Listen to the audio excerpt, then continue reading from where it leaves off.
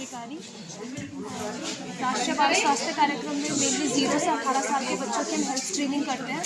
0 से 6 साल के बच्चे हम आंगनवाड़ी में कवर करते हैं, उनकी हेल्थ स्क्रीनिंग करते हैं, और 6 से 18 साल के बच्चे हम स्कूल में जाके कवर करते हैं। जितनी भी बीमारियाँ होती हैं हमारे द्वारा उनको देख के आगे रेफ़र करते हैं। जो भी खर्चा होता है वो सरकार देती है। बच्चों के आने जाने का खर्चा, ऑपरेशन का खर्चा, मेडिसिन का खर्चा, जो भी होता है, हमें जो बीमारी लगती है आगे रेफ़र करनी है तो हम उन्हें रेफ़र करते हैं बच्चों को आगे, और आगे फिर सरकार से उनके द्वारा पे किया जाता है। जो मैं मोतियाबिंद के बारे में बताऊँगा। जो मोतियाबिंद होता है 2 तरीके का होता है, सफ़ेद मोतियाबिंद और काला मोतियाबिंद। और सफ़ेद मोतियाबिंद में क्या होता है कि जो आदमी को दिखाई देता है वो धीरे धीरे करके कम हो जाता है और उसमें दर्द नहीं होता है। लेकिन काले मोतियाबिंद में क्या होता है कि उसमें आपको दर्द भी होता है। अब इसमें क्या हो सकता है, जैसे जिन लोगों को डायबिटीज़ होता है या जो सिगरेट दारू वगैरह पीते हैं उनमें ये चीज़ें ज़्यादा होती हैं। उम्र जैसे जैसे बढ़ती है उन लोगों में बहुत ज़्यादा होता है। आप क्या कर सकते हैं कि जो मेन जो होता है इसमें सर्जरी होती है, सर्जरी करके कैटरेक्ट निकाल देते हैं। जैसे आप क्या कर सकते हो कि दारू वगैरह कम पी के या फिर जैसे धूप में काम करने जाते हो तो काला चश्मा लगा सकते हो। इससे इसको थोड़ा कम किया जा सकता है जिससे स्पीड से बढ़ता है। RBS के थैलीसेमिया हॉस्पिटल। तो हम लोग क्या करते हैं, आंगनबाड़ी स्कूलों में जाके बच्चों का स्वास्थ्य परीक्षण करते हैं। वहाँ पे हम बच्चों को देखते हैं कि कोई शारीरिक तौर पे या मानसिक तौर पर बीमार तो नहीं, उसकी स्क्रीनिंग की जाती है। अगर कुछ ज़्यादा उनको बीमार गंभीर आ जाती है हमारे द्वारा उनको रेफ़र किया जाता है हायर सेंटर में।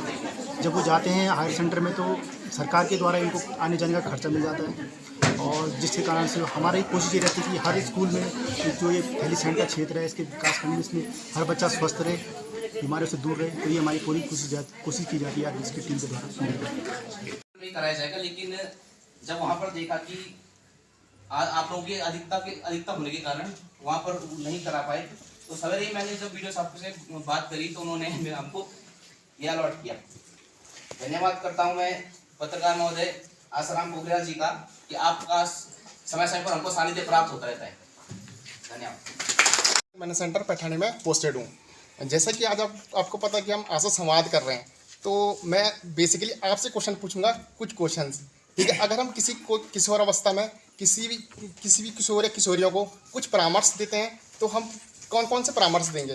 कोई भी आशा मुझे बता सकती है कि किसी अगर मेल है, कोई लड़का है किशोर अवस्था, सबसे पहले तो किशोर अवस्था होती क्या है? कोई बता सकता है कौन सी एज में किशोर अवस्था में आते हैं? एक बताइए, मुझे पता है, सबको पता है, आप लोगों को हमसे ज़्यादा नॉलेज होगा, बट आप एक बताइए कि क्या कौन सी एज, कितने एज से कहाँ तक आता है?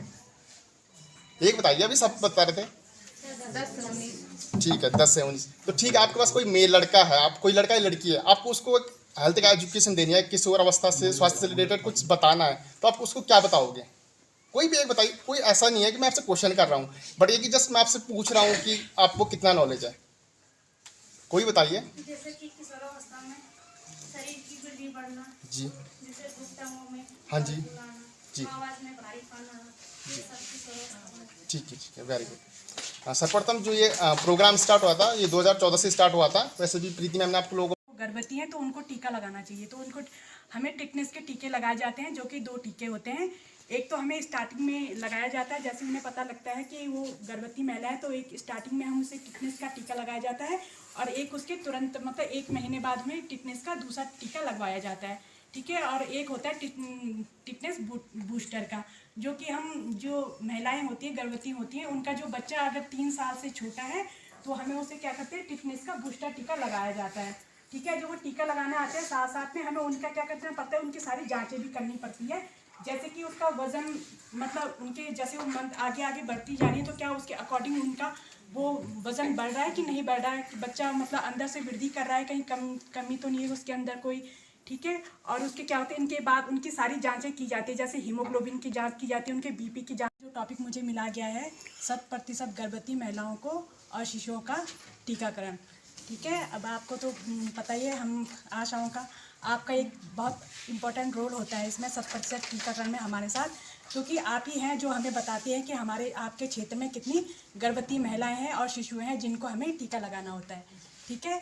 तो हमें आपको क्या करना होता है, पहले तो आपको हम अपने गांव में पता करना होता है कि आपके गांव में कितनी गर्भवती महिलाएं हैं, और उनके साथ मतलब इतना फ्रैंक होना पड़ता ताकि वो आपको खुद आके बता दे।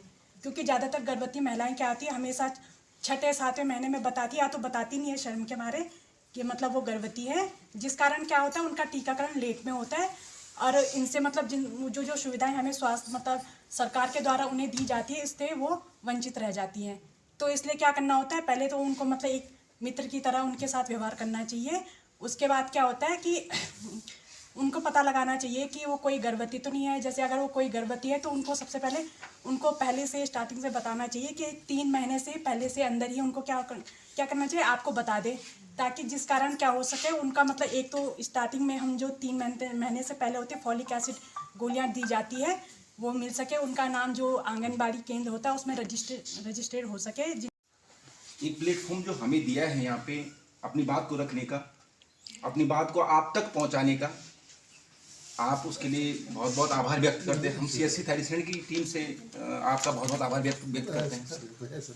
और हम चाहते हैं कि आपके द्वारा जो ये आशा संवाद कार्यक्रम है, आपका भी मार्गदर्शन इसको मिले, और on behalf of your we want that आप 2 वर्ड या फिर 2 शब्द यहाँ पे इस संवाद कार्यक्रम के संबंध में कहें। धन्यवाद।